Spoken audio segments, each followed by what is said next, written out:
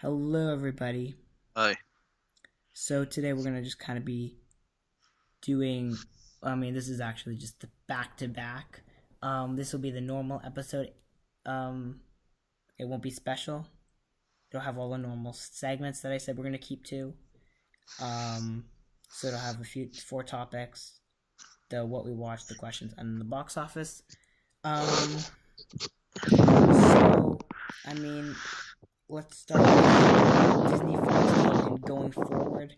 Now, this is also going to just include pretty much the Disney streaming service and some other things. So, let's just get into it. Yep. So, the Disney Fox deal has been pretty much all approved. So, that's all good.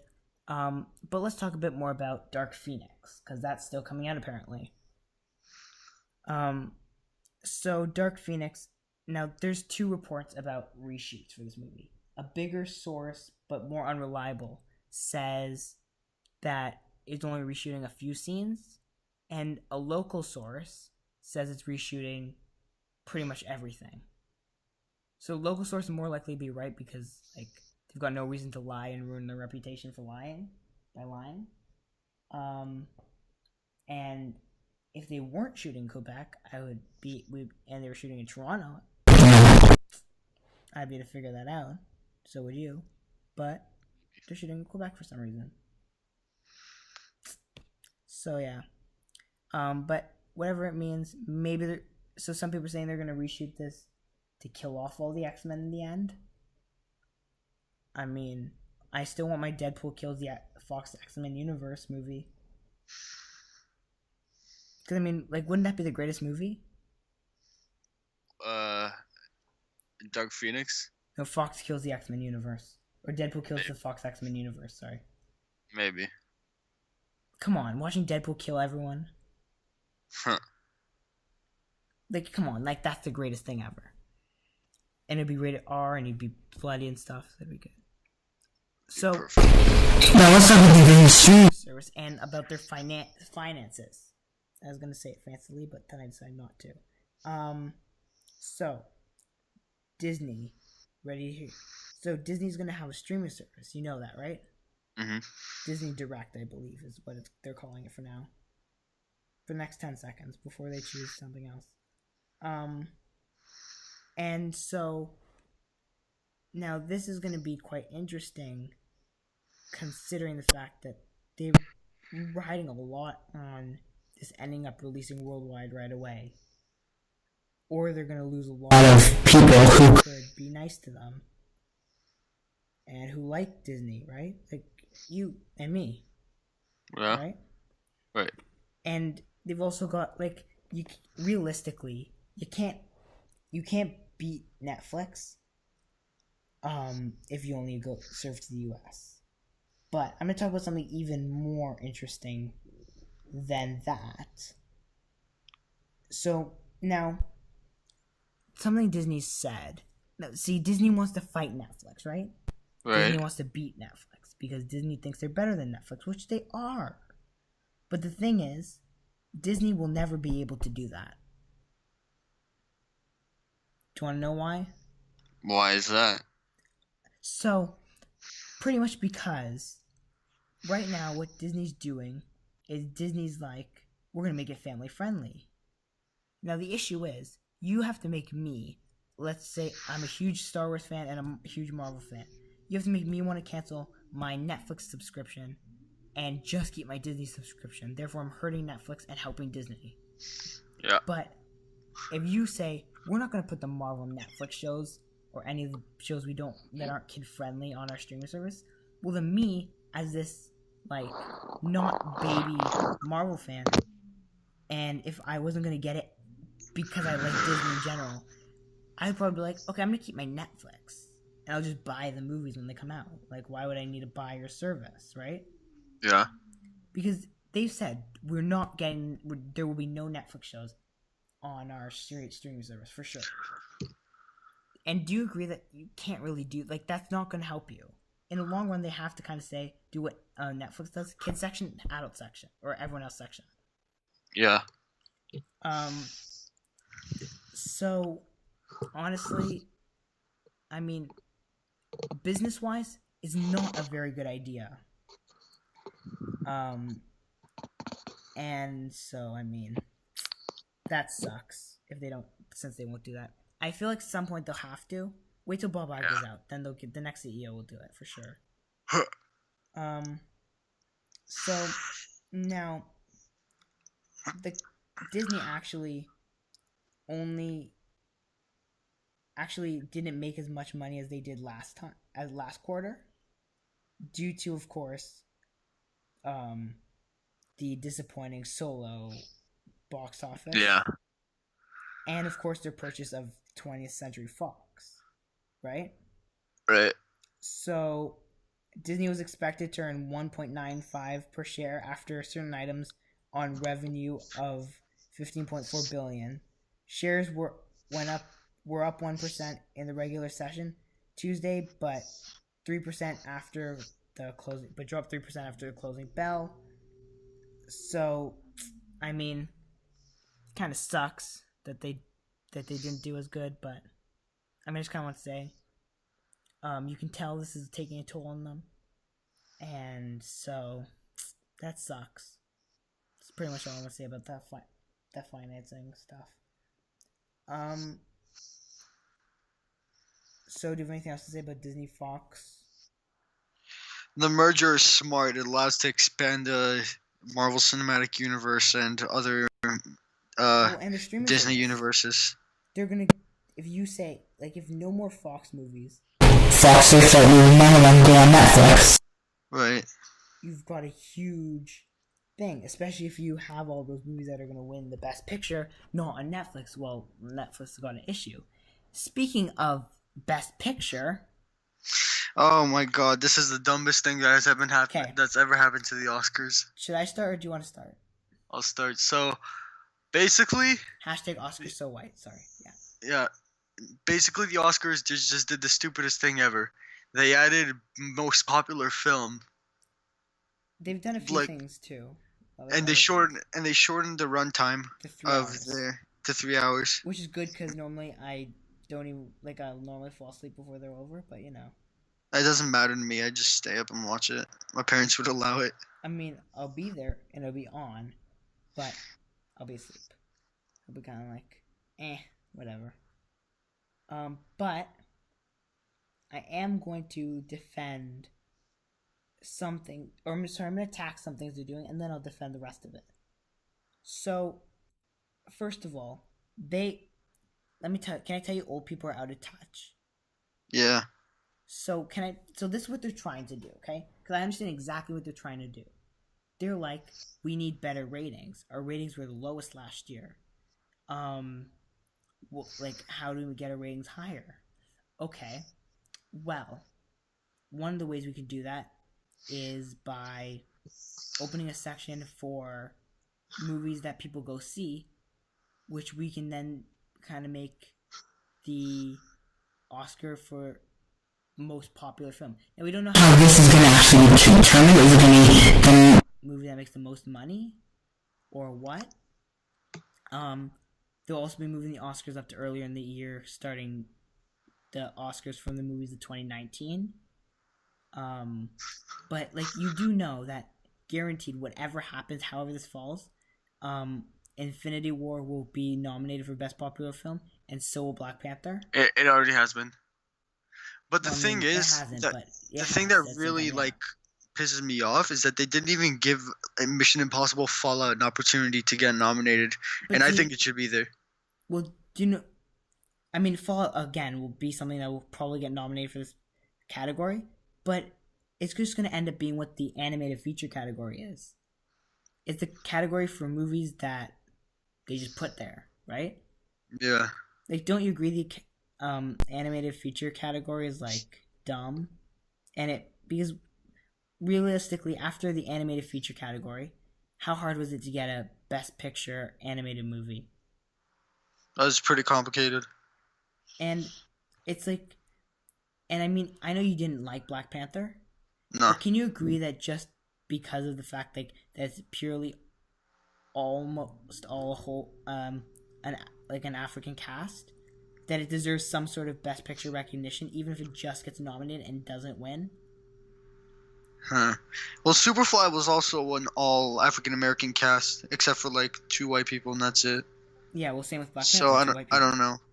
But don't you think like that, like, and especially for being a big blockbuster too, don't you think it deserves that kind of recognition?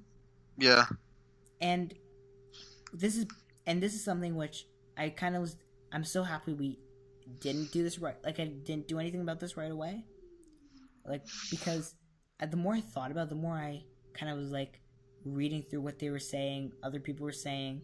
I realized originally I was kind of like, yay, let's get a popular film category. But then I realized, wait a second, why do a popular film category? Like, for example, I'm going to pitch you 3 categories, which I think which would probably boost ratings and would be better than a popular film category. First of all, best mocap performance. Don't you think that Josh Brolin's gonna win that? Like, if they had that, do you agree? Like, that's something they should do, right? Best mocap. Maybe. Because and also Andy Serkis, he's done like Caesar, Gollum. He doesn't get recognized for any of them. Snoke, he doesn't get recognized for anyone he does, right? No. I mean, if you ask most people, best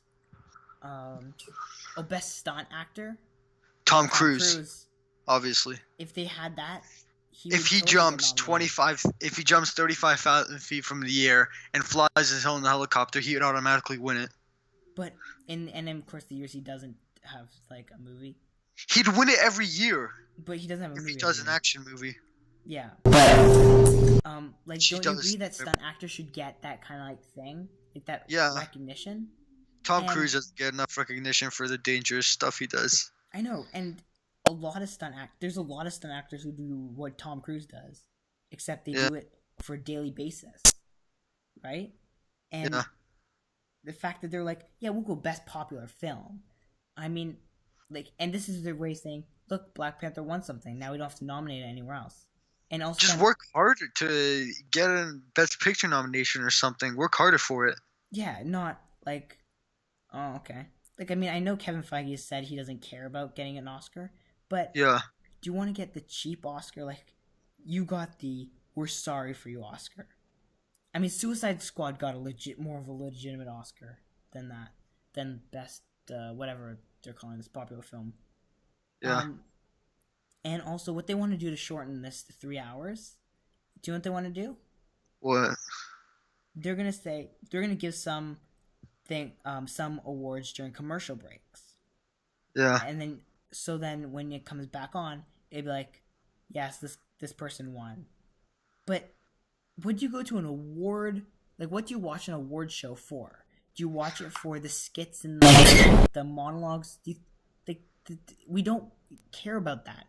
What we want to see the people getting the awards. We want to see them go through them and give them the awards, right? Yeah.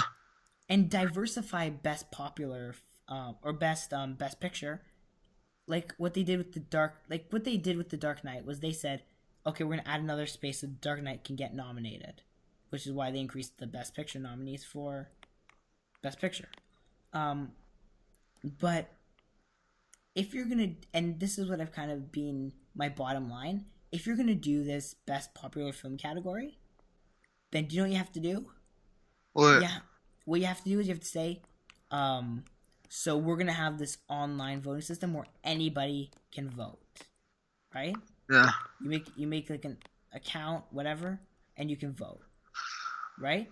And the people can choose the best film. Mission Impossible Fallout should be nominated for Best Popular Film. It has. I swear to God, if it doesn't, I will turn off the TV at that point of the nomination. I know. I love watching the nominations live. But, like, do you honestly think that this is a good idea? Or do you think they should just kind of do what any normal human being would do, or anyone who isn't out of touch completely, and just kind of be like, you know what? We're going to make people... Because you have to make them strive. Now, I mean, sure, like, I don't care too much about Best Picture, because no movies I ever like watch until afterwards are like I don't watch Best Picture movies until after they get Best Picture, right? I think the only one that was nominated last year I watched beforehand Moonlight. Last year was Get Out. Mm. The year before that, I actually don't think I saw. Did I see any of them last year? I'll never remember. I think I didn't see any last year. But like, give me best horror movie, right? Do best of a genre. If you want to do it, say best action movie, right? Mission Impossible Fallout, that win for this year. I know, but they don't do that. It's like because you want viewers, right? Right. So, and also another thing which I've kind of been like, please do this. I really want to see this. Is what they should do, especially for Best Picture. They should give you this like the percentages, right? Like let's say last year Shape of Water won, right? Yeah. But what if it like? Wouldn't you want to know how much it won by? Probably by a lot. But what if it didn't? What if it just barely won? Like, wouldn't that make it so much more interesting if you got to see the percentages? Yeah. I think the Oscars are like why? But if you're gonna do the Oscars, then give me like best stunt actor, best voice actor, best right? Yeah, best fight scene even. The embassy fight in mile 22. Give us best, like do that. Give us best like whatever. But instead, no, they decide to give us. Yeah, we're gonna give you best sound effects and best sound editing, right, or something like that. Whatever. Yeah. Sound mixing and sound editing, I think it is. Right? Like, yeah. Why give us those two? Give us like it's pointless. Just do sound.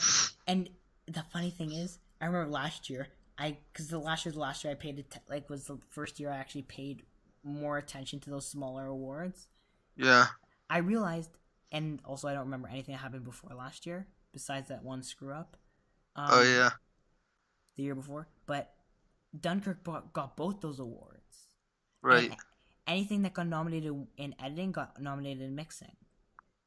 Like, honestly, like just give us something good. Something good at least. Plus, are you pretty much saying if you're not an indie film, you can't get nominated for Best Picture? That's basically what they're saying to us. And so you can't be animated, and you can't be, popular. If you're either of those, you cannot win Best Picture. Is what they're going to basically be saying. That's the message you're sending. You can't make a popular film to win Best Picture. Do you agree Black Panther should have at least a chance of winning Best Picture? Just because of what it's done? No, just because of what it's done. No, I don't think so. I'm not saying it's a great movie, but I'm saying at least of what it's done. It deserves that chance, right? Like, it deserves that chance, even if it doesn't get nominated. It deserves the chance of being able to be nominated. We all know if Black Panther doesn't get everything, doesn't get any nomination, it's gonna get people are gonna get mad at the Oscars again, and with the hashtag Oscars so white, yada yada yada. But so this is their cop out. It's like, yeah, we'll just do this. Now they have announced some other smaller things as well. They're gonna moving it up and stuff. This is why I prefer the Golden Globes. Yeah. Golden Globes is good. I mean, the Oscars. I mean, they're good, but they're pointless. Yeah. They've gotten to a point where the Oscars are pointless because first of all, and I'm gonna TIFF every year gets the Best Picture film right. Right. Every year it's gotten it right. The Toronto International Film Festival, every year it gets it right. It predicts it all the time. So why do we and the Golden Globes even are normally a good nudge to where it's going to be, but Toronto Film Festival, International Film Festival, every year gets it right. They got Shape of Water last year. They got whatever one. Moonlight. That was the year before. The year before, and every year. Yeah, Moonlight deserved it that year. When they announced that La La Land won, I mean, I got really pissed off, although Ryan Gosling is is a huge favorite of mine, but then they switched it to Moonlight, and I got so much happier because I saw both of them, and Moonlight was a lot better. I don't remember anything. I mean, no, most of the time I just don't. I mean, it's hard to. I'm gonna try to watch a few more of them. I just watched Get Out last year because it's kind of like before the Oscars, because it's kind of like. But I did see Shape of Water, which we'll talk about. I wanted to see The Post, but it was, I was gonna go with people, but it was during Agents of S.H.I.E.L.D., so I was like, do I watch Agents of S.H.I.E.L.D. or do I watch The Post? Okay, I'm gonna watch Agents of S.H.I.E.L.D. because I don't care enough about The Post. But yeah. So yeah. James Gunn. So unless you have anything else to rant about the Oscars. No, I mean, the Oscars are pretty cool to watch. It's like really suspenseful what movies get nominated and what movies win, because you never know. I mean, and again, my favorite part of the Oscars is seeing what wins every category except for Best Director, Best, like all those top categories, because those are so predictable. Especially with something like Shape of Water, where Guillermo del Toro is going to win Best Director, whatever, right? Yeah. Like, you know that. You know McDormand's going to win Best Supporting Actress. Yeah. Best Actress, whatever she won. You already know Blade Runner 2049 is going to win Best Cinematography because of the director. Yeah. And, I mean, although if Infinity War doesn't get, like people are going to get pissed if Infinity War doesn't get nominated for anything. It's going to be the funniest thing to watch. Oh, no, it's going to get nominated. Guaranteed for a whole visual effect, everything from visual effects to music to everything. It's going to get nominated in all those categories. I think Sicario 2 is going to get nominated for music. But I mean, like something like Black Panther also deserves hair and costumes. Or I'm sure if those are whatever. Like it deserves that. Like, I don't like the Oscars. It just makes me sad because everyone's out of touch. It's becoming a political competition. So let's go on to James Gunn and Marvel. Yeah. So let's just talk. This is gonna be. I heard they're not gonna reinstate him into Guardians 3. But they might not. But Kevin Feige may want him back, but we don't know. But I mean, is Disney really just joking about this? Oh, but then the pictures that surfaced. Oh, so pictures surfaced. Let's talk about those. That's a good place to start. So there's these pictures that surfaced after all this tweet stuff, which is James Gunn at a party. He was dressed up as a priest, and he was surrounded by a whole bunch of people dressed up as children. Little girls. Oh no, this is not gonna be good. Yeah. And that's as far as they go, thankfully. But yeah. So, I mean, and so Dave Bautista, who plays Drax, is threatening to leave the film. Chris Pratt is kind of like, he's being diplomatic about this, because you don't want to get on Marvel's bad or Disney's bad side. You get on Disney's bad side, then guess what happens? Something bad. Well, Disney, who's going to own Fox and Disney, you're never going to get a job there. You're going to be on the blacklist. Yeah. But can I tell you my honest thing, what they should do? What? And I've been saying this since this James Gunn thing exploded. Cancel Guardians 3. No, but do a Guardians 3, just don't call it that. What you pretty much just get whoever decides to stay, you keep, and you just say the other people, they went off on their own thing to find someone, right? And you just don't talk about them again. End of story. And what you do is you say, okay, you know what? Bring in Nova. Bring in Adam Warlock. Right? Even bring in Thor. Make him a Guardian. And there you go, you've got your Guardians. And then whichever other people want to stay, like if you keep Star-Lord maybe, right? Maybe you keep Groot. And let's just say those are the only people you keep, that's all you need, right? Yeah. Because in theory, like you could really, I'm kind of mad they killed Yondu, but because they could have put him on the Guardians, but keep Mantis if she stays, right?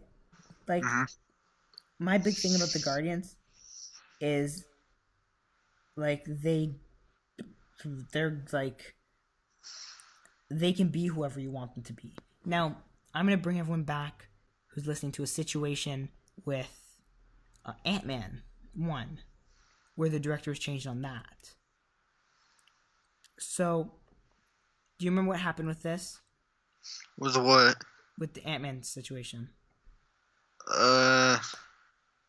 Before Peyton Reed, it was Baby Driver guy. How can I remember his name right now? Edgar Wright. Edgar Wright, yes, thank you. I'm wearing my Baby Driver shirt right now. Matter of fact, you can't see it. I don't know. Yeah, turn your lights off. I see I see it slightly. Just baby. But like, so what Edgar Wright wanted to do with the movie could have been cool. But do you know that he said he didn't want to do with the movie? What? He said he didn't want to introduce Wasp or the like microverse area. Mm-hmm. And like, aren't you so happy that they did end up getting rid of him? Of Edgar. Yeah. Yeah. Because then you get to kind of feel it, right? And if you think about it, in Marvel's history, they've gotten rid of a lot of directors to finish off trilogies, and yet, and when they get those new directors, it's always better. The only instance you can say it wasn't is you can say for Iron Man. Iron Man 1 is debatably better than Iron Man 3, but it's better than Iron Man 2, so, right? Yeah. And because think about it. Captain America. Do you agree the Winter Soldier and Civil War are better than the first Avenger? Yes. Avengers Infinity War. Do you agree it's better than Age of Ultron and the first Avengers movie? Obviously. What else is... Oh, Iron Man. Do you agree Iron Man 3 is better than Iron Man 2? And yes. Almost to the same standard as Iron Man 1? Yeah, it's debatable. Do you agree Thor Ragnarok's better than Thor 1 and 2? Obviously. There you go. I mean, they're track. And do you agree that Ant-Man turned out to be pretty good? The first one, yes. Do you agree? Do you think the second one was better than the first one? No. Yeah, I agree with that. Ish. But I like the Wasp, so. But like, clearly the track record shows you can get rid of a director and still have a successful movie. Right. I mean, just look at, or get rid of Edward Norton on the Hulk, and you've got a better Hulk, right? Mm-hmm. Do you agree, Edward, that Ruffalo is a better Hulk than Norton? Yes. Do you agree that the Red Skull we got in Infinity War is better than the one we got in the first Avenger? No. I mean, we only saw him for 10 seconds, but... Yeah. I think he was better, because he doesn't complain about prosthetics. That's why Hugo Weaving was sent away. Who else is... Oh, do you agree Don Cheadle's better than whoever the first guy was? Yes. There you go. Do you agree that Thanos in Infinity War is better than the Thanos in Avengers? Yeah, obviously.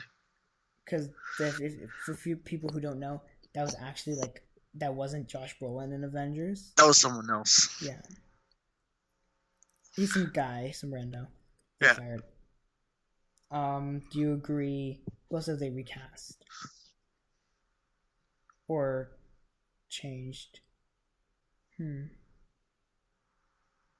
Well, I mean, either way, the point of that all was, sometimes recasting. Oh, do you agree Spider-Man's better than every other iteration of him? I think the Tobey Maguire Spider-Man is the best, so... Do you still... better than Holland? Yeah. I mean, Topher Grace was in Maguire's last one. Yeah. So Topher Grace is garbage. So, I mean... and then they're debating whether or not to use a script or not. Can I tell you what's going to happen? What? It's literally going to go down like this. It's going to end if Disney gets pulled in the wrong. It's a lose-lose situation, and there's a reason Disney had to do this. Now, I kind of want to go into my whole grand theory, or my whole thing on why people are like this, and why we suddenly see this is because of the whole distrust in the media, and with big companies. So what's pretty much happening, right, is let's say someone like James Gunn gets fired for these tweets. Yeah. So and you hear on all the big media outlets, oh, James Gunn was fired, Disney did the right thing. You see all the Disney executives getting on there saying, yeah, we did the right thing. So what they do is they see, oh, they're happy. We have to go to our one place where we can attack people because that's the one place we've got power. Twitter. Yeah. So suddenly you see them all going on Twitter because that's the place it's like their own media station. And then they attack people, right? And they'll demand change without knowing the full story. Because guess what? If you knew the full story, you would understand why Disney fired James Gunn. Yeah. And do you want me to tell you the full story? Because of the remarks he made on Twitter. No, the Fox deal. Because if they kept him, and this became a big, a huge story, and they didn't fire him, do you know what would have happened to Disney stocks? Drop. Plummet. And then when Fox is looking at this, do you really think they'll be like, yeah, let's go to them, who just literally had a huge plummet in their stocks? Well, they had to get rid of him quickly because they can't let that happen. Now, if you thought about that for 10 seconds, you wouldn't go there saying, James Gunn, stay here, whatever. You understand what Disney had to do was make a business decision. And fire him because they don't want to embarrass Fox of their stocks. They want Fox. They don't want Fox to run away. And it's kind of like that in most situations, right? You've got to trust the company. I mean, I know there's this huge distrust, which is why, the U.S. is being run the way it is currently with the current administration. It's all because of the distrust toward the media. People are like, oh, yay, distrust toward media. Yeah, no. You know what companies? But, I mean, if everyone just kind of found the whole story instead of just advocating for the one thing they know, then, we'd all be better. We'd all be better off for it. So let's go into our first look at Captain Marvel. It's the concept poster, and it's beautiful. She's got the scarf. If this is perfect. This is the first official-ish look we've got. This is perfect. Do you agree? Let's look at it again. It's in the text. Yeah, I saw it. It's the most beautiful thing. It looks good. Now the one thing, which we do know she'll get later on, is the mohawk. Yeah. And I'm all for, but do you agree this is great? It looks good. She's even got the scarf on her waist. I mean, it's amazing. I mean, I don't know how much more to say than it's just perfect. Right. Because it does look perfect. It looks alright. It looks good. And this just makes me even more excited for this movie. And it also makes me hope a trailer's coming.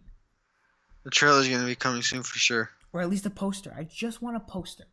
You can even hold off. I want a good look so I can make that in every single background of mine. Because right now they're just all comic pictures of her. But So do you want to get into what we watched? Because that's going to take a while. Yeah. Okay, so we'll go 1, 1, 1, 1. Alright, you can start. You want me to start? Okay. Yeah. I'll start with Shape of Water. Alright. So I saw Shape of Water on my first plane ride. I didn't enjoy it at all. Well, not at all. A lot of people said that. No, I think I didn't enjoy this mostly because also I was on a plane and stuff, and that can sometimes get annoying. But I feel like what happened, and I can point out exactly the points where it flawed, were the facts that what it should have delivered on, what Guillermo del Toro should have focused on, were his strengths. Mm-hmm. His strengths were with the final act, and the movie's good, except there's something missing, right? Because you see this, like, the bad guy, the guy who snaps at the end, and like starts trying to kill people and stuff. Like, he snaps too quickly. There's no build up to that, really. Like, you could argue that was purely because the script needed him to snap.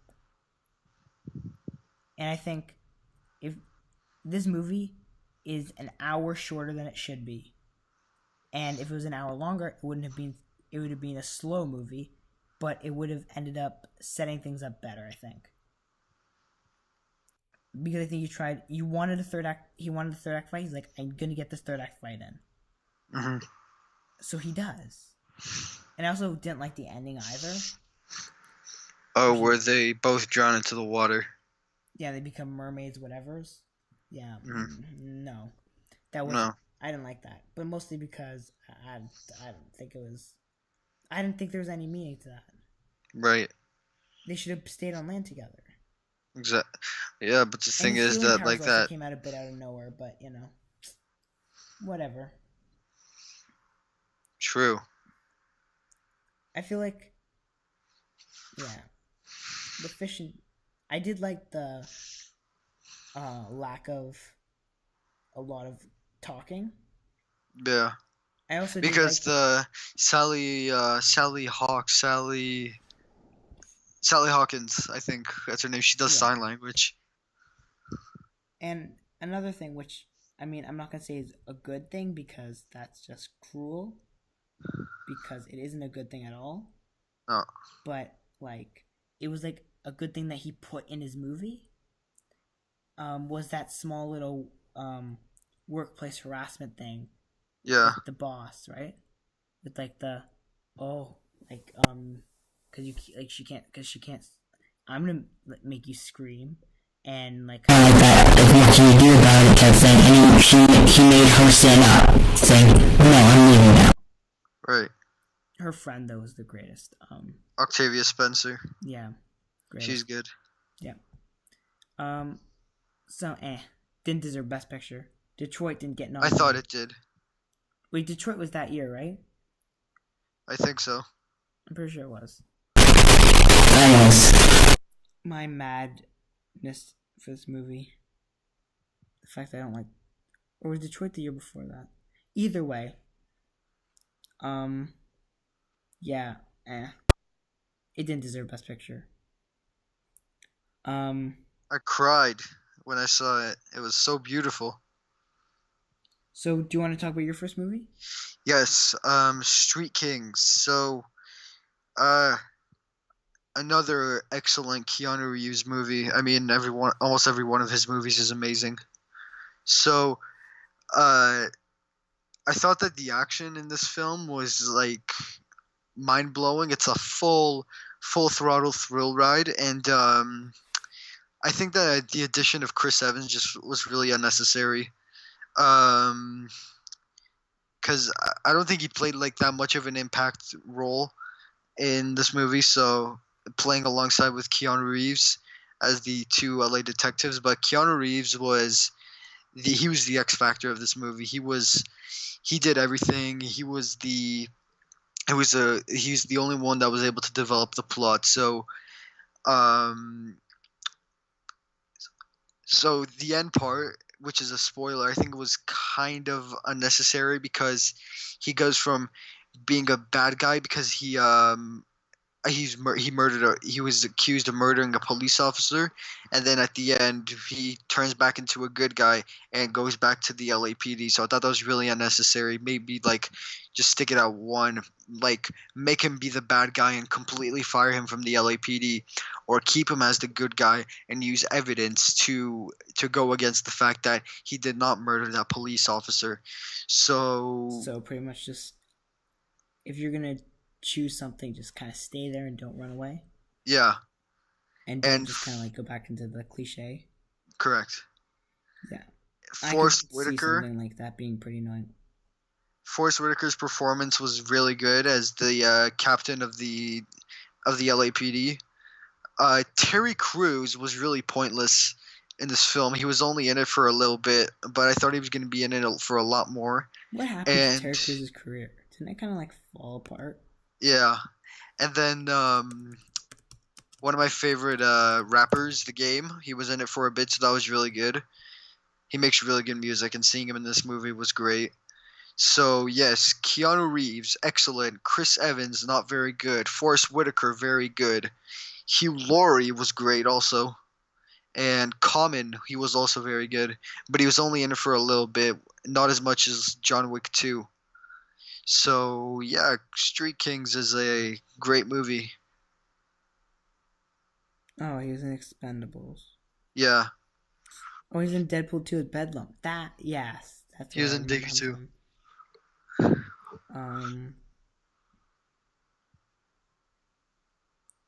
He voiced Blade on that animated Hulk show that was garbage, and on that garbage Spider-Man show. Oh, he's on Arrested Development. So yeah, anyway, Street Kings, great movie. Keanu was great. It just every one of Keanu Reeves' movie is awesome, along with this one, obviously. Yeah. I mean, I think it did. Street Kings, if this ever decides to load, I think it did pretty well on IMDb. It got 6.8 out of 10. 91% of Google users liked it. Getting a 6.8 on IMDb is really good. Yeah. So. Air directed it. Yeah. Ooh. It got a 55 on Metacritic. Metacritic is bad. Aren't they all though? Yeah. Oh, Naomi Harris was in it. Yeah. No, but if this movie didn't have Keanu Reeves, I think it would have been really bad. But then Keanu Reeves was in it. Good, yeah. But then Keanu Reeves is in it, and it made it so much better. And like the first house raid he does was it was by far the best action sequence in this movie. Yeah, I mean, it looks pretty good. It's very good. Yeah. Keanu Reeves saved it, just like what he does with every movie. Saves it, makes it a whole lot better.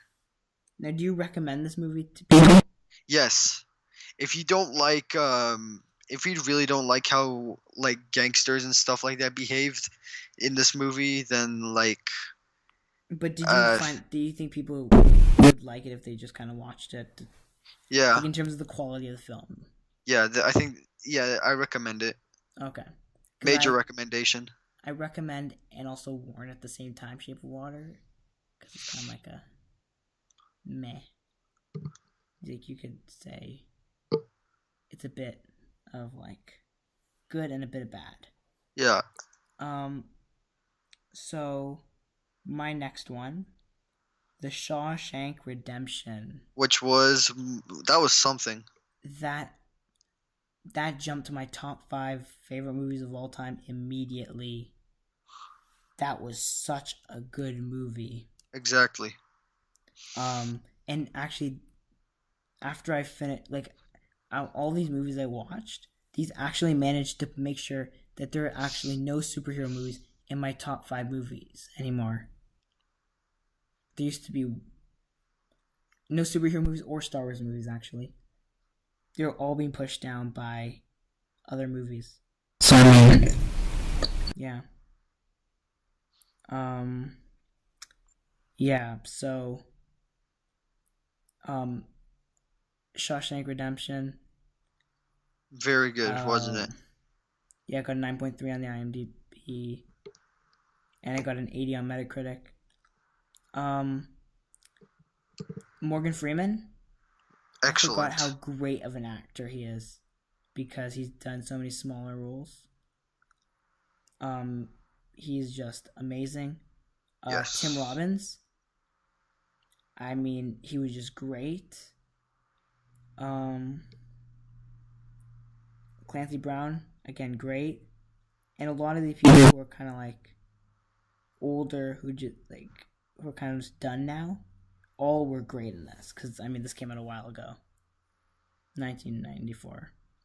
But it was really, really good. 100% recommend. Yes. So, your next one?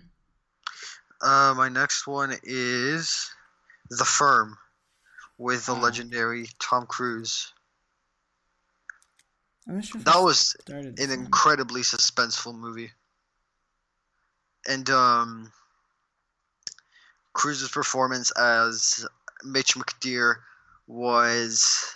So this is The Firm. This is the 1993 one, right? Yes. Not... Because there's like 7 Firm movies. No, 1993 with Tom Cruise. So Gene Hackman was in it. Ooh. If Gene Hackman's in it, it's gonna be good. It got a 58 on Metacritic and 6 on Tomatoes. 6.8 on IMDb. But yeah, The Firm was incredibly suspenseful. Obviously this movie was Holly amazing. Hunter's in it. Wow. Yeah, it had a great cast.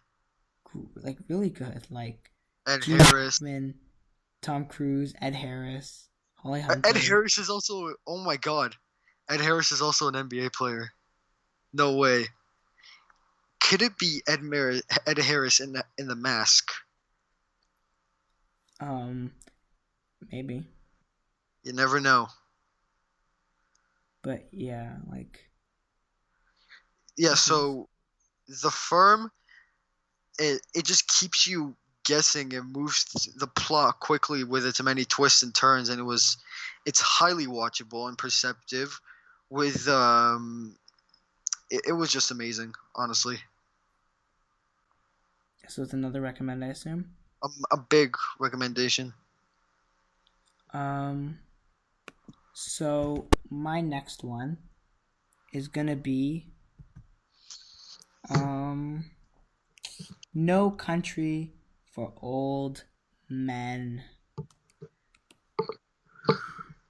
Honestly,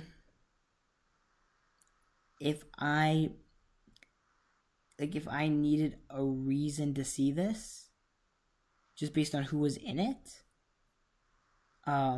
if Tommy Lee Jones wasn't enough, if Josh Brolin wasn't enough, if Woody Harrelson wasn't enough, Javier Bardem. if the fact that the the Coen brothers are directing it isn't enough,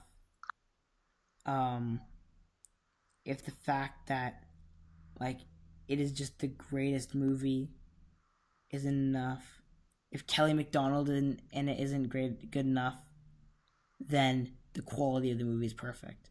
Now, I have one question though. Yeah. The ending. That kind of confused me. Yeah. It didn't, but it did. Is that... Now, have you read the book? No. Okay, because I want to know if the book ends like that too, because it's based off a book. But I mean, Brolin. Now, the one thing about Brolin, anybody could have played the character Brolin played. But let me tell you, the villain. Yeah, anyone could have played him, but the villain, what's his name? Why can't I remember? Guy with the amazing gun, which I want. Javier Bardem. Yeah, I think so. Is that the guy with the great gun? Yeah. Yeah, well, whoever he is. Yeah, the emo guy was great. Yeah. Really good. Yeah. So, honestly, this movie again, if it doesn't push into my top 5, it gets to top 10 just because it's just so damn good. Like, I mean, yeah, it's so good.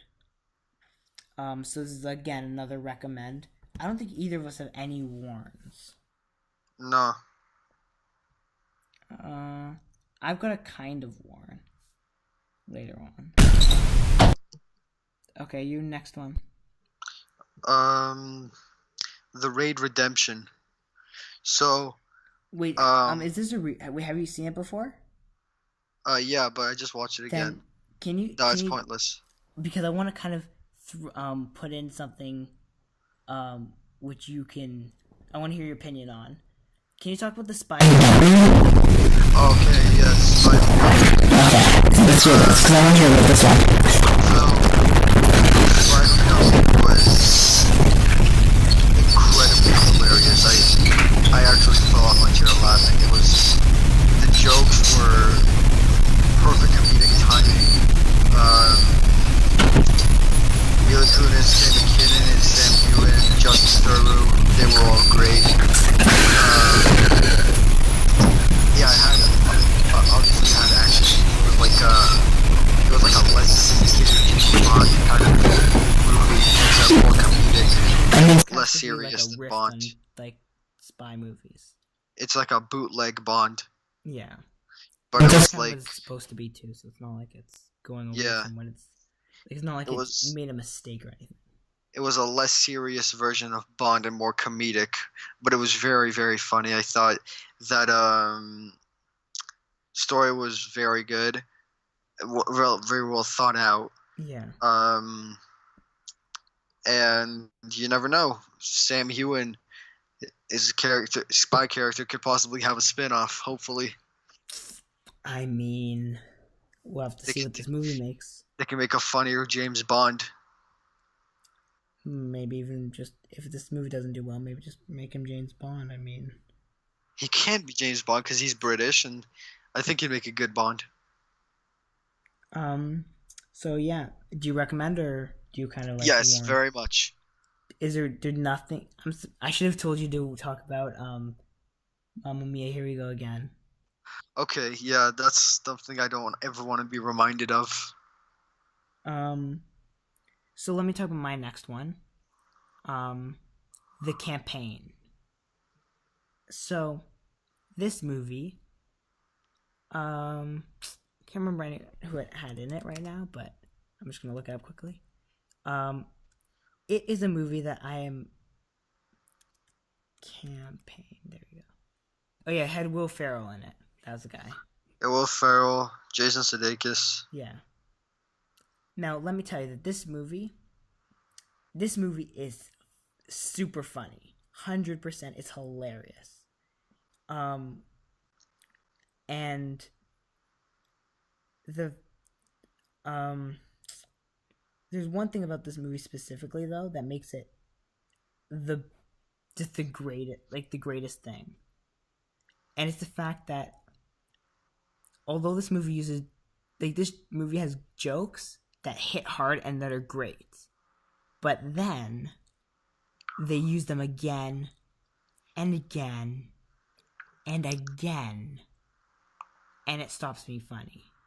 But like these jokes the first time were hilarious, but then they decide they know people are gonna laugh, and they use them again. Like the one that sticks out the most is there's a joke where Marty comes home and he's like, I'm gonna use some bad language now, kids.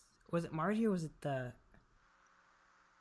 it's Cam Brady, so Will Ferrell's character, who is like talking to his wife. He's like, okay kids, I'm gonna use some bad language now. So what they do is they have their earbuds, they put them in their ears, right? Yeah. And they're listening to music. You hear this music, and it's like a whole bunch of bad words. I'm not gonna say them here, but like it's just a whole bunch of bad words. And I just started laughing. I was like, because it caught me by surprise, and I was like, oh my god, that's hilarious. But then they use it again and again, and I'm like, okay, yeah, you kind of got me the second time, but now I'm just kind of bored of this. And so it was good. So like, and the overall story of it was good too. Yeah. But yeah, and it got like a 6.1 on IMDb. And like 60 something on Rotten Tomatoes. Yeah, and it got a 50 on Metacritic. It's good to an extent. Like, if you want to just watch something, then just to laugh, watch this. And actually, I'm gonna just quickly take a second just talk about Robert Redford. He's retiring from acting. So next week you're gonna see a coincidentally a large amount of the movies I'm gonna talk about be his movies, because I haven't actually seen a lot of them. I look at the list. Like, I've always been meaning to get around to it. I just never did. Like The President's Men. Gotta really watch that. I will. By next week. So what's your next? Do you want to do your next one? Yeah. Shoot 'em up. Okay, Clive Owen's character is by far the best movie character ever. No debates. A effing carrot crunching gunman. It doesn't get better than that. Oh yeah, by the way, for the campaign, I recommend it, but I also kind of warn you away from it. So yeah, but yeah, continue. Clive Owen plays a effing carrot crunching gunman. That is the best movie character ever made. So, oh my god, it had like a bit of comedy because I just find it really funny because in this movie Clive Owen always eats his carrots and just like shoots people up. That's the whole point. That's the title of the movie describes it. Yeah. So I haven't really watched a lot of Clive Owen movies, but he's really good. Paul Giamatti, Monica Bellucci, Stephen McHattie were all in it, so it didn't really do good in the box office, and critically wise, it got 6.7 out of 10 on IMDb and 67 on Rotten Tomatoes and 49% on Metacritic. So it isn't like a complete bomb. It's just kind of like a complete, like it's just like it was one of those sleeper hits almost. Yeah. Or no, not a sleeper hit. It's like kind of got lost to time instantly before it even hit theaters. And Clive Owen, he because he had his hands broken, he used a carrot to pull the trigger. Best scene in the movie by far. Interesting. It's very good. So I'm assuming that's a recommend? Yes. Now that I'm like, I realize that all my movies pretty much are recommends. I should have watched a bad movie. Too bad I have such good taste in movies. I was gonna watch Red Sparrow, but then I was like, yeah. That was so bad. That was incredibly terrible. That was the point of watching it. So my next one, Zombieland. Okay. So it's they just recently announced the sequel, so this is kind of like I was like, oh, I'm gonna watch this because it looks amazing.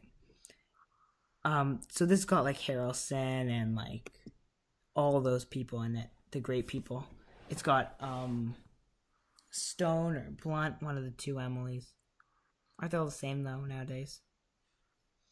But Zombieland, let me tell you that this movie is it's Emma Stone. That's the one. It's got Eisenberg. It's got Emma Stone. It is so good.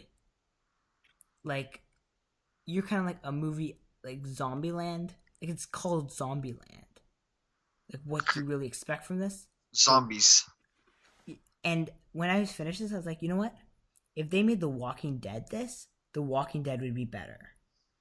Because, let me tell you, these characters, and this is something which I have a weak spot for in movies. It always makes me super invested.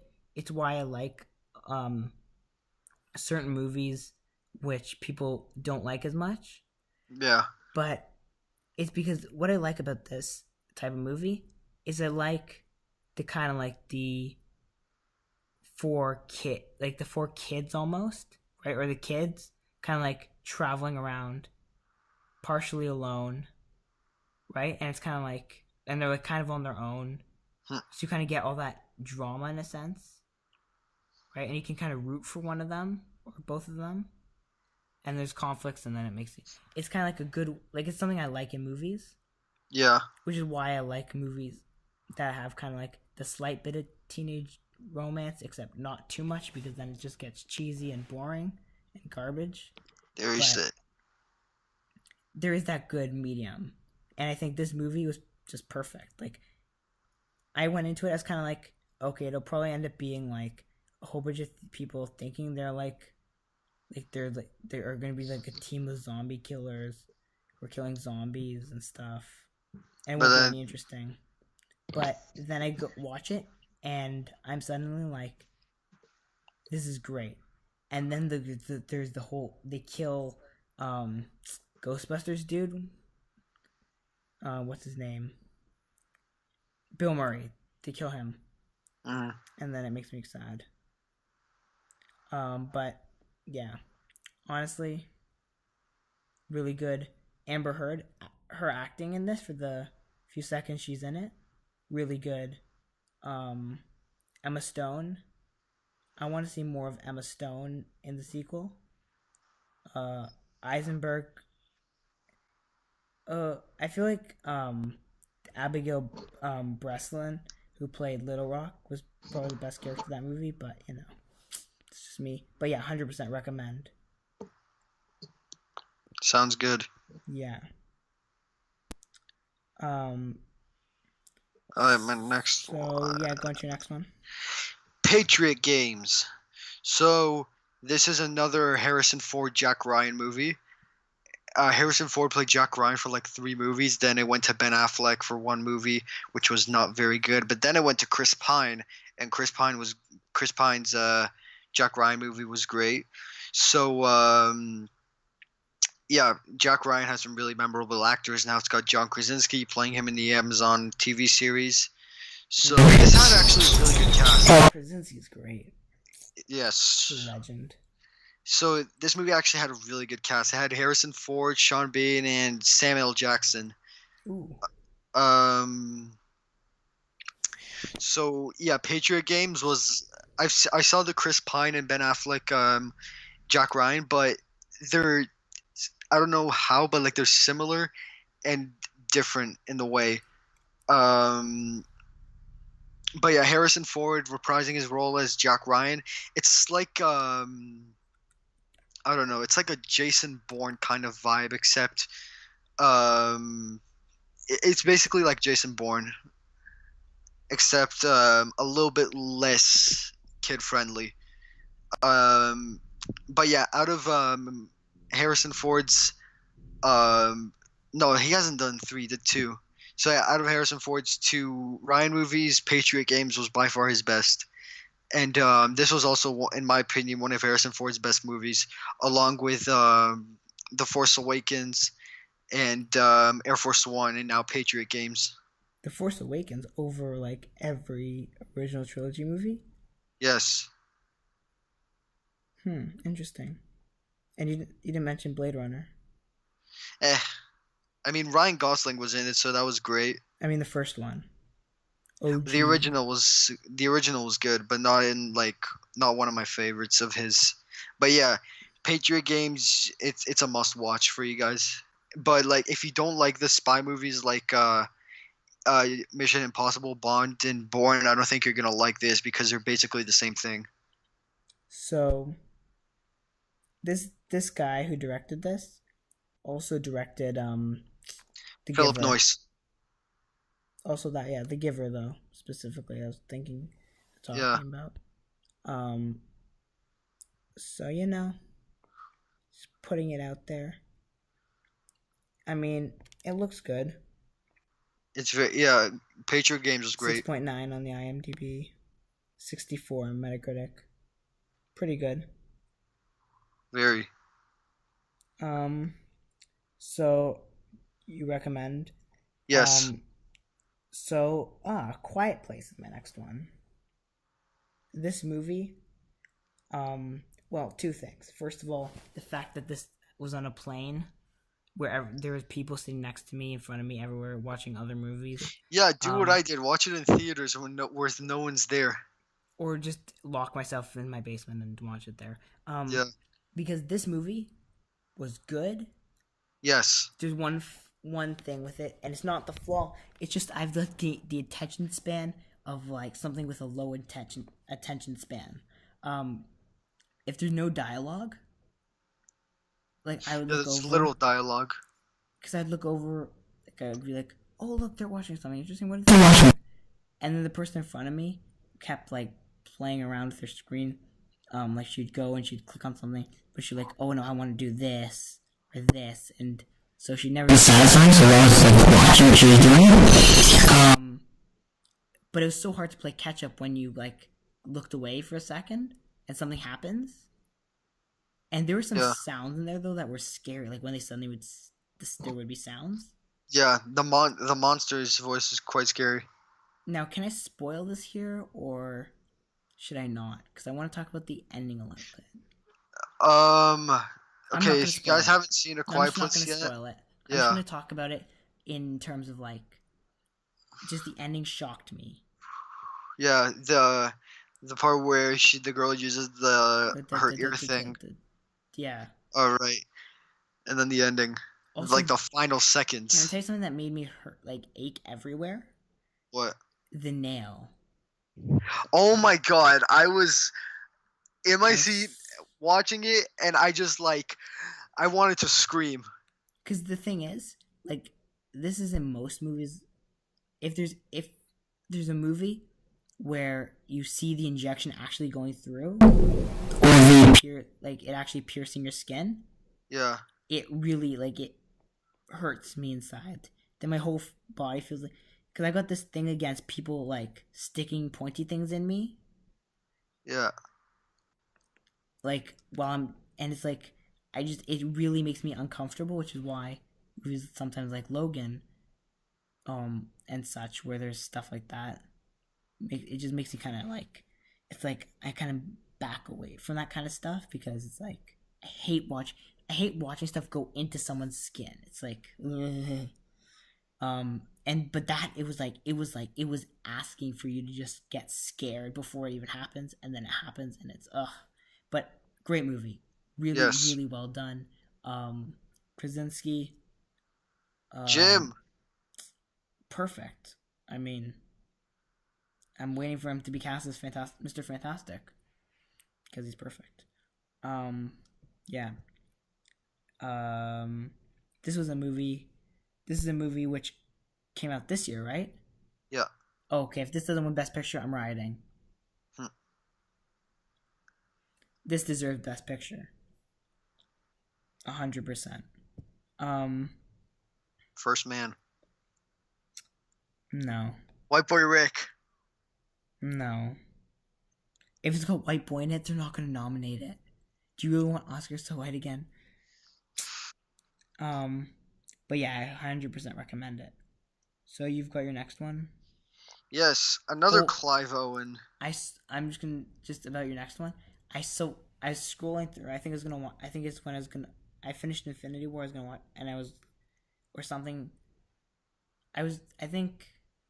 what I was doing. I was scrolling to A Quiet Place. That was what I was doing on the plane, and I passed this one, the one you're gonna talk about now.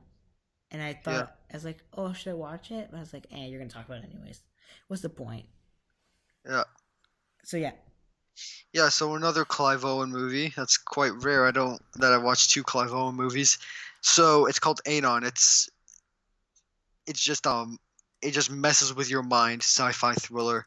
It's dark, psychological, imaginative, very unique, mature. The special effects were amazing and very thought-provoking. So now I have a question. Yeah.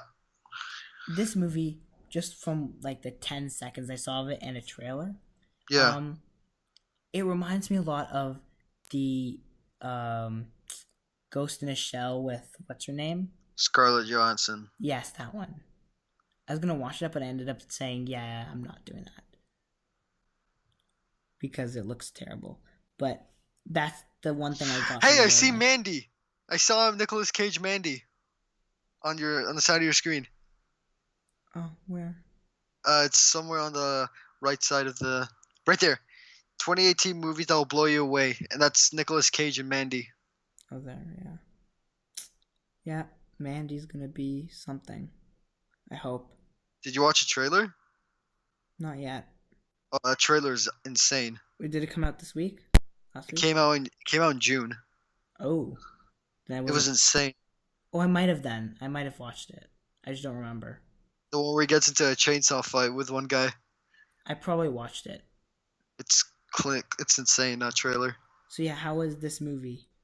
Very good. It requires a lot of thinking. It's a psychological sci-fi thriller like Inception or Limitless or Source Code.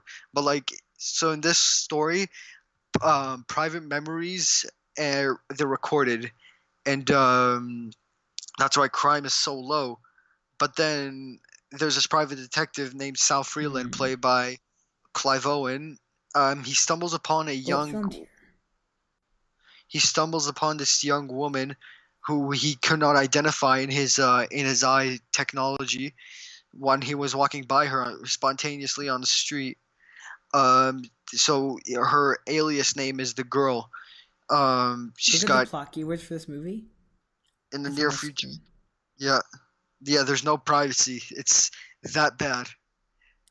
Okay. So well, I was gonna watch it, and then I was kind of like, and now I'm gonna kind of just be like, okay, let's see. leave this. Maybe some things are best left unwatched for now. Yeah. So you thought it was good? Very, yeah. It was filmed here, so that's good. At least part of it. I remember I went to see Infinity War the day this movie released, like a day after it released. Shouldn't it be the day before because it releases on the Friday?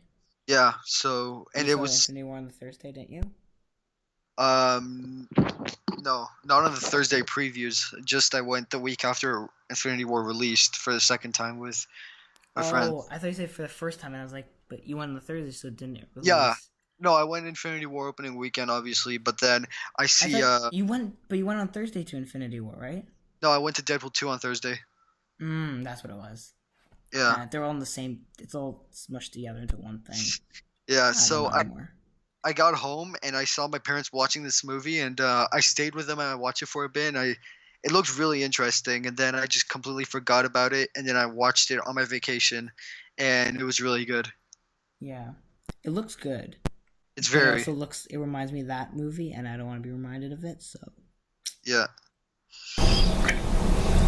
My next one. Oh, you recommend or no? Yes. My next one, and I've got one less movie than you because I got rid of Fracture. I'll talk about it at the end though. Just kind of like what I thought of it because you talked about it last week. John Wick. Hey! This movie did something that most movies actually don't do. So make a great action movie. See, I didn't like the action part of it. The action was insane. The one thing about it, can I tell you what I truly didn't like about the action part of this though? What? The one thing I hate, and this is even something I criticize The Accountant for, which is a really good movie. Obviously. But I don't like action scenes in the dark. Oh yeah, that's kind of true. Oh yeah, because like he fights in the nightclub and all that stuff. Well, and the first fight. Yeah, in his house. His house is that night. I dislike that so much. It looks sloppy. And mostly because I just don't like, and especially after all those DC movies where they do everything in the dark. Yeah, and the Predator movie. Yeah, I'm kind of like now, like, I just don't want fight scenes in the dark. Can't we have fight scenes in the light? Right? Like, yeah. No more raining fight scenes when it's raining, and no more fight scenes in the dark. John Wick is a neo-noir movie, so they can't really change anything. But I like. But the parking lot shootout wasn't in the dark. Yeah, I know, and I'm saying that first scene specifically was the thing that annoyed me. Now, but the thing is, I went to that hotel, like, in the movie, obviously, while I was watching it. It's like, Continental. Yeah, the Continental. It blew me away. I want to see more of that hotel. Yes. Because suddenly I lost interest. I lost all interest in John Wick. That dog scene was sad and all, but. Oh yeah. But then he gets a dog at the end. Yeah, that was nice. But I still want to see more of the Continental, and I think that if I get to see more of that hotel, I'm all in for that series. Yeah. I just like I like the rule. Like, it reminds me of Hotel Artemis, which I really want to see. Yeah, it's a lot like Hotel Artemis. Because I like that kind of thing, like the sanctuary, the hidden like place, right? Yeah. I didn't. There's some aspects of it I didn't like in terms of the character. This wasn't an origin story at all for John Wick. This was more of like a comeback almost. Yeah. And I feel like this is kind of like there's a prequel here waiting to be made. Right. Of This time looking for the High Table of Assassins. Yeah. And just then him ending up settling down. And that's a prequel, or maybe even a trilogy prequel, like 3 prequels. Yeah. Waiting to be made. Also, like Keanu Reeves as a normal citizen, don't buy it at all. No. Every time he's just being a normal person. It's not good. Like, you can't look at him and say, that's a normal dude. It's not. He has to be something big, like Street Kings, a freaking LAPD detective. Well, he doesn't have that look. Like, right. There's some people who can look like normal, and then, like Tom Cruise, you could see him and say, yeah, that's a normal dude. But you could also say, with what he but also you could see him like jumping out of planes and stuff, right? Yeah. So I mean, yeah. But John Wick, I mean, I won't warn it because it wasn't bad, but I recommend it so you can see the hotel, just so you can get interested in that TV series, which is going to be amazing. That's what I think. And right now they're filming the 3rd, which will be the best of 2019. I'm going to watch the second one, and I'll watch the 3rd in theaters probably.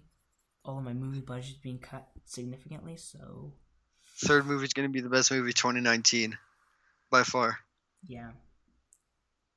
Yeah, my movie budget was cut significantly. Sucks. Bro, screw Avengers 4. John Wick 3 for the win. Well, I mean, I might not end up seeing James Bond in theaters. 25. Bond 25? I'm actually kind of depressed that Craig is leaving. He's the best Bond. I mean, I haven't seen many. I'm going to binge some of the other Bond movies, but... Every movie was amazing. So, do you want to do your next one? Which should be the new one you saw. Yeah. So, this deserves a lot more than 47 or 48%. So, now, can I just, before you start, yeah. Can I tell you some things I've heard about this movie? And you tell me if you think they're accurate. So, I've heard, and try to not go too deep into spoilers because I want to see it still. Deep. Ha, ha. Get it? Yeah, that was intentional. But now what I've heard from this is that it starts off like something like a movie that could be as good as Jaws, but it ends up going in the direction of a Sharknado movie. That wasn't like Sharknado that much. Like but it goes toward that direction. Like it starts becoming like that kind of insane. Like it's like you're getting like it goes from being like a serious Jaws type movie to a more of like a insane Sharknado style of like insanity type movie. Yeah. Do you see it goes from like something that could have been great to kind of like just going downhill? Yeah. Yeah, because that's what I've heard about it, and knowing, of course, the person who stars in this movie is one of the greatest actors alive of action movies. He's also kind of a guy who doesn't do serious action movies. He does a lot of them. I mean, but look at Statham's record, right? Yeah. I mean, I can't think of any of his movies off the top of my head, but I know... Safe, Mechanic Resurrection, Homefront, Fast and Furious 7, Expendables. Spy. Was that that was the 2015 one. Yep, so, for example, Spy. Have you seen that one? Very funny. But not exactly like what you would expect from an action star. It's kind of like the Spy Who Dumped Me. Yeah. The Fate of the Furious, right? Again, Yeah. The Expendables, right? So those are the things that are like, he was in Romeo and Juliet. That's where you know you've got no career or you just need a paycheck. Because he clearly needed a paycheck. No one would do that. Oh, he's in the Pink Panther. Yeah, so greatest action star of all time. Pink Panther and that other one, whatchamacallit. Romeo and Juliet. Yeah. So you liked it? Yes. So that's good, yeah. Warning, it has a few really scary jump scares that really scared my friend and I. It was terrifying. Okay. It's on my list. Which this list just... It's never ending. Yeah. So you recommend it, or do you warn it, or do you kind of do both? Recommend. Full recommend? Yeah. Okay. My next one, Argo. Yes. Fabulous. Exactly. It's just so good. Mm-hmm. It's amazing. Exactly. What I thought of this movie, though, was, why is Ben Affleck not doing this anymore? Where did this Ben Affleck go? Argo, just so good. 100% recommend. And I can't say much more than that. True. Yeah, Argo, I remember, it's one of Affleck's best. Nah, The Accountant still's best. One of his best. Yeah. Or actually, for what he was in of Goodwill, it's good. Goodwill Hunting. Yeah. Reindeer Games. Yep. Yeah, but 100% recommend. So, do you want to do I'm gonna skip Brick Mansions and Bloodsport. Are you just gonna do 22? Yeah, I'm actually gonna talk about this a lot because it was fascinating. Okay, so, Mile 22 was. Also, try not to do a lot. Like, don't go too deep into spoilers for this one either. I'm not gonna do spoilers. I did a spoiler review already. Yeah, I saw it. I didn't watch it, but I saw it. Because I wanted to be spoiled for this yet. Mile 22 was, in my opinion, the best action movie of 2018, by far. Sicario 2 came out this year. I know. It surprisingly managed to beat it. It was a lot stronger than it. Mark Wahlberg, he plays like a mentally unstable and more gifted person, and I thought his performance as like an elite CIA operative and the mentally unstable person, I think he handled those two really well. Like the way he behaves towards his subordinates and in combat and all that stuff. I think his performances in those two were great. Iko Uwais, who you'd never see in Hollywood movies. This was his first Hollywood movie, and it was a great, spectacular way of introducing him to Hollywood like this, where you see him fight, and just the physical brutality and violence, and of the fights that Iko does, just it's amazing, and it makes the movie so much better. Iko, especially in the embassy fight where he just breaks those two doctors' arms all the time and like stabs them and throws them through windows, breaks their legs. What else? Just overall, the physical brutality of Iko's fights, and even in every one of his movies, makes it so much better. So, Mile 22, best best of 2018. Honestly, Wahlberg was great. Seeing an MMA fighter, Ronda Rousey, in this was kind of strange because I'm more used to seeing her on TV and stuff. Yeah, Lauren Cohan from Walking Dead, she was good, although I don't watch Walking Dead.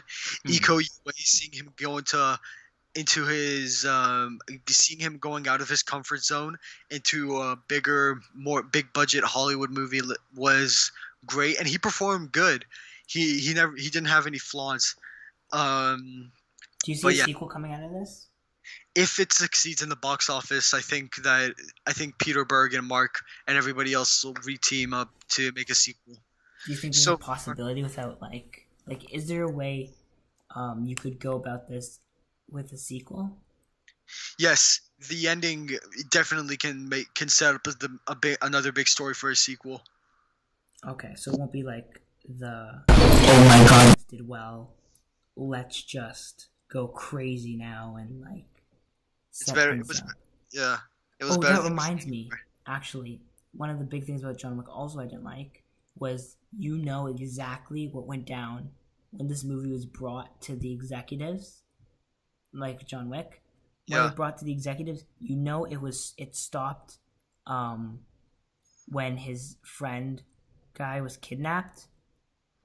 Like it ended there. Marcus. It just ended there. Yeah. And he was gonna just leave it for a sequel, and they were like, "Yeah, we can't guarantee you a sequel. Finish this movie up, and don't make it too long. And and if it does well, then we'll give you a sequel. But we're not guaranteeing you anything." So then they had to rush because that ending was rushed, like super rushed, like lazy rushed. They should have had a whole movie to do that, but they were like, "Yeah." And he should have just cut it off when he got the dog and just kind of ended it there. Yeah. But nope, he wanted to rush through something which on its own should be a 2-hour movie. Yeah, but then John Wick 2 was longer. So yeah, Mile 22 was better than Infinity War. Do not kill me for saying that. It was obviously better than Ant-Man and the Wasp and Black Panther, in my opinion. Okay. So what next? Well, I'm going to talk about my last one quickly, which is Awakenings. So Awakenings? I was drawn to this movie due to De Niro and Robin Williams starring as the main characters. And if you see De Niro and Robin Williams in, like, both in main character roles, you're going to go and watch it. Like, it's a no-brainer. Now, the plot summary for this movie makes it seem boring, but it is a trippy and amazing movie, and it is pretty much like The Accountant. Like, some of the greatest parts of The Accountant are in this movie, except it came out before The Accountant. Yeah. But it's such a good movie, and I mean, I 100% recommend this movie. If you watch this movie, don't read the plot summary though, because you're just gonna be like, okay, yeah, this is gonna be boring. So yeah, that's my one thing, and I think. Go watch it. You'll get to see Robin Williams. So, I mean, what's bad about that? And you'll get to see De Niro, so. De Niro's amazing. He's amazing in every one. It's true. It's very true. So, we'll do the questions quickly. And then we'll do box office. I don't have any questions. I didn't get any. No, I know, but you did the one. Remember the ones I sent you to? Let's see. The bunch I told you to write the answers to. Oh, right, yeah. Yeah. Okay, so, let's go with question 1. Best elevator scene, and I just took them from from the people I got them from. Yeah. I just kind of paraphrased them pretty much because it was long, and I just kind of put everything into one, right? But of course, if you want your questions in this, then email them, tweet them, whatever. Yeah. So, best elevator scene. What did you put? Marantau elevator fight scene. You are a traitor. Captain America: The Winter Soldier. I knew you were gonna say that. 100%. It's also probably the only fight scene I can remember, elevator fight scene I can remember off the top of my head. is also Captain America, so But it was a really good fight scene. In Meritau, it's just the physical brutality of that fight scene that made it awesome. Yeah. So. Next. Do you want to read it? Best movie cast. You can start. So I took this to mean kind of like which has the most stacked cast of good actors. Yeah. And I of course had to go with Good Will Hunting because Good Will Hunting. Not bad. It's got Damon, Affleck, Williams. and Williams. You can't go wrong with that cast. No. What did you put? I feel like I know. I have 2. Did one of them start with a C? Yeah. Yeah, okay. I couldn't watch it, by the way. I tried. It was just, I couldn't get through it. My first is Criminal. Yeah. It has Oscar talent in this cast. Kevin Costner, Ryan Reynolds, Gal Gadot, Gary Oldman, Tommy Lee Jones. Yeah. Scott Adkins, but he's really small. But it has Oscar-level actors, and good actors. That's what made it. Yes, very good actors. But when I saw this and it opens with Deadpool and Wonder Woman, I was like, okay, you know what? I can't do this. I tried to keep watching, but I just couldn't. And then when Ryan Reynolds died, and that happens early on in the movie, so it's not like it's a spoiler. Yeah, I couldn't watch it. It was too slow, I think. Or maybe just not interesting. I'm not sure. It's one of the two. Yeah. Which kind of sucks, because I was kind of hoping it would be good. This is what happens when you're branded. Yep. Alright. My last is 999, which is one of the most underrated movies ever made. Interesting. Who's the cast? Kate Winslet, Casey Affleck, Norman Reedus, Anthony Mackie, Chiwetel Ejiofor, Aaron Paul, Woody Harrelson, and Gal Gadot. Jesus. Most stacked cast of a movie ever. It's got good young talent. That's good. Yeah, that's amazing stuff. It's got great young talent. The next question: what's the best third act / fight scene? You start. I want you to start because I want to hear your answer for this first. The kitchen fight scene in The Raid 2. Interesting. It was like a really long fight. See I took this question to mean something a bit different. I took it to mean in terms of a third act / fight, the final fight. What did you think was what was the cleanest almost?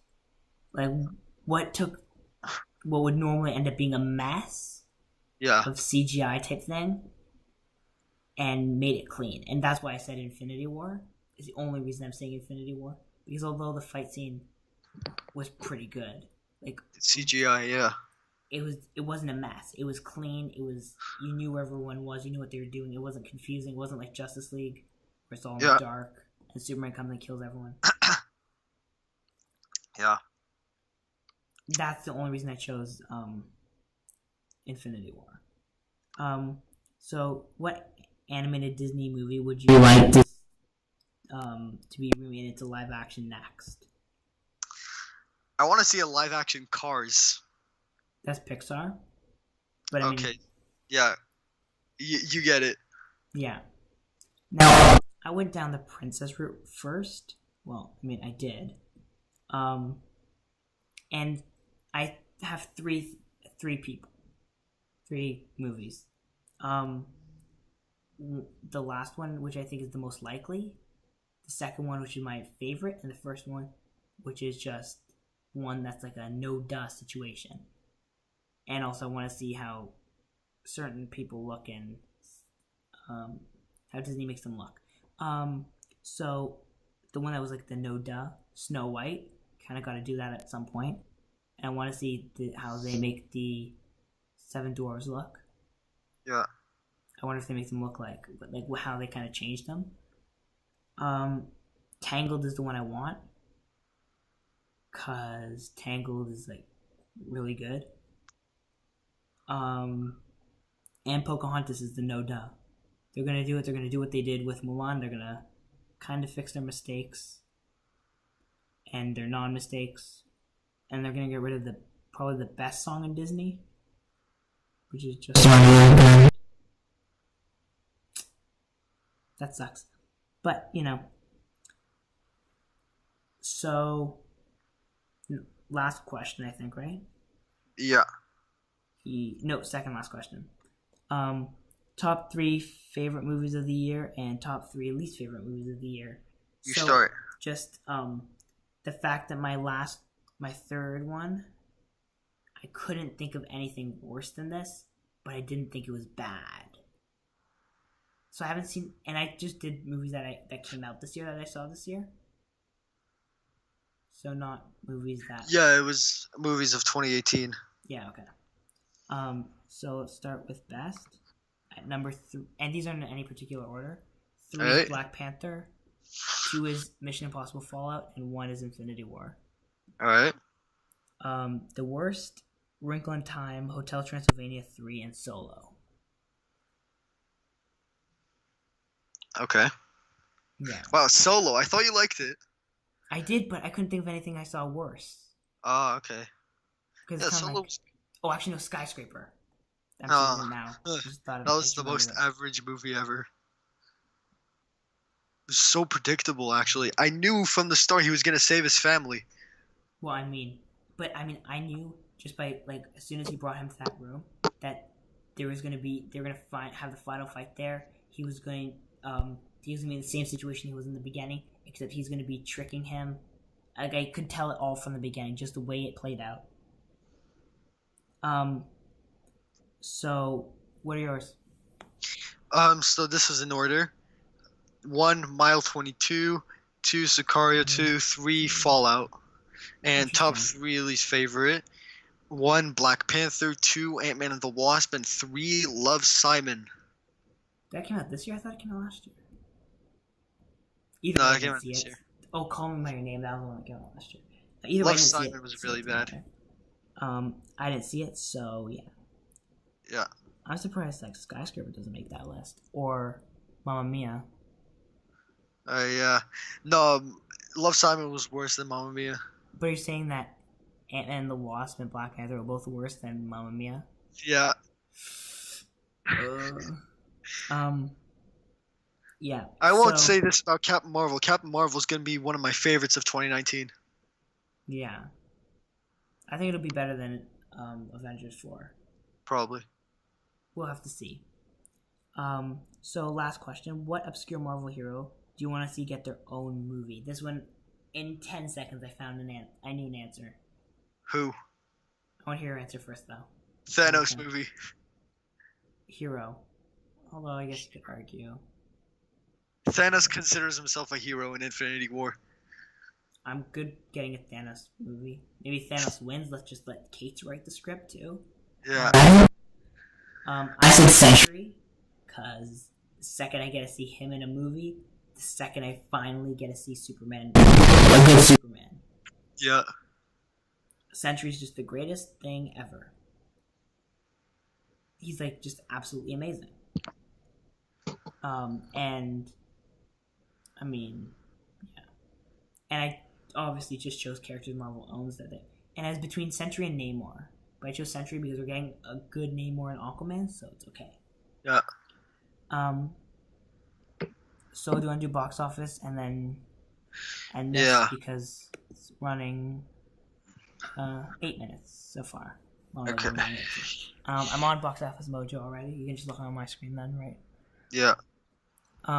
Okay. So we'll do the predictings. Okay. After we read the top 5. So number 1, Crazy Rich Asians with 26. Number 2, The Meg, 21. Hey. Number 3, Mile 22. Hey. Should Mile 22 be at number 22? Oh well. It will end up at some point. Then I can make the joke. At 13. So, and then at 4, Mission Impossible Fallout with 10. Hey, let's go. The fact it only had a 44.3% drop is amazing, considering it should have had more of a 55% drop. But Yeah. It also lost like a bunch of theaters. Mm-hmm. I think this movie could make the top 6 all-time gross movies. And then, of course, at number 5, it's Alpha with 10 again. So, what movies are coming out next week? The only one I know is the Happy Time Murders. Oh, right. It's the edgy movie with Muppets murder people. I'm going to have to go watch that. That looks hilarious. It's going to be... it's going to be really corny. I was going to say it's going to be super boring and probably, like, the worst thing ever, but... Equalizer 2's at 11th. Not bad.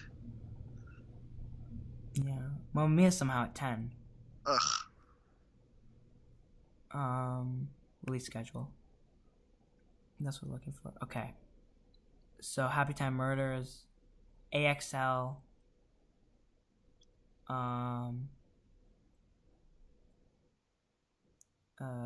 wait, hold on. What weekend are we looking at now? We're looking at the weekend that's coming up. Yeah, so 25th. Right? Yeah.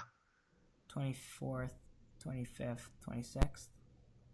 So anything that comes out, okay. So the only thing that come out are at AXL and Happy Time Murders that are big. Yeah. I'm gonna go with I don't think Happy Time Murders can crack. Okay. Are you ready? Yeah. Let me just write it down. Okay. We'll try to do this. Weekend, sorry. We'll try to do this again next week. Alright. Okay, you're gonna write it down? Yeah. Okay. So. You go first. Okay. Realistically, Crazy Rich Asians is gonna drop to like. How much was? Did it tell me how much the Meg was at? Last. Does Crazy Rich? How much of a drop does Crazy Rich Asians have? I don't know. That's the question. Because if it has like a 40% drop, it'll be number 1. But if it has a 50% drop, it won't be. So, what do I bet on? Do I bet on Crazy Rich Asians and the power of like the Asian community to come out and support this movie? I do. So I'm gonna say Crazy Rich Asians stays number 1. All right, number 1. Now the question though is, does the Meg beat Happy Time Murders? That's the thing. I haven't heard much about Happy Time Murders. I want to say the Meg's gonna beat it. Do you want me to look what the tracking is? Yeah. I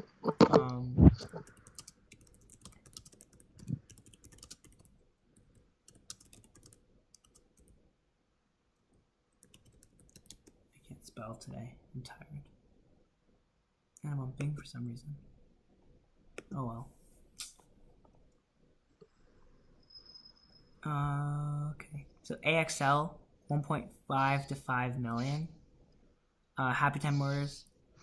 Oh wait, Slenderman. That Slenderman, doesn't that open this week? No, they already did. Oh, it did. I was gone for so long. Oh yeah. Oh well. Equalizer 2. Woo! 14 to 24 and 5. Okay, so first of all, 5 is going to end. It'll end up at 6. Okay, so I'm not worried about AXL making anything. It's number 1, Crazy Rich Asians. Number 2, Happy Time Murders.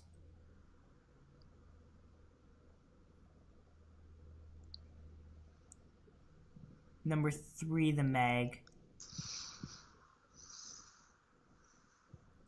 Number 4, Fallout. And number 5, AXL, or whatever that movie's called. AXL, yeah. All right. So let's see. I know AXL is going to fall at 6 or all the way down, but I'm willing to take my chances here. Okay, number 1, I'm gonna say CRA. 2, I'm gonna go with the gut feeling and say the Meg. 3, Happy Time Murders. How much can the Meg keep? Because Happy Time Murders is 14 and 24, I think it is. Yeah, 14 and 24. Yeah. So if it makes anything above, like, how much does the Meg fall? Because the ratings and talk of it has been positive. Mm-hmm. Does it fall to 3 or does it stay strong at 2? These are the questions in life. Yeah. Number 4, I'm gonna say Fallout. Number 5, out of subjectivity, I'm gonna say Mile 22. Oof, Mile 22. That. All right. I don't even think it makes the top 5. Mile 22.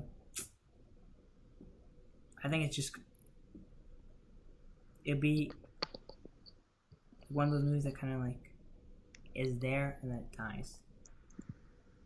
Okay, so that's the box office for the week. Yeah, let me just clarify. So you say number 1, Crazy Rich Asians. Number 2, Happy Time Murders. Number 3, Meg. 4, Fallout. 5, AXL. Yes. Okay, perfect. And you've got what you got. Yeah. Yeah. Okay. Well, I mean, that's gonna be it for today. Yeah. So stay tuned for more stuff. Yes. And I guess just send us questions if you want us to answer them next week. We will. So just send them. Email comicboys52@gmail.com and Twitter, just look us up. comicboys52. Yeah, you'll find us there. So I mean, see ya. See y'all.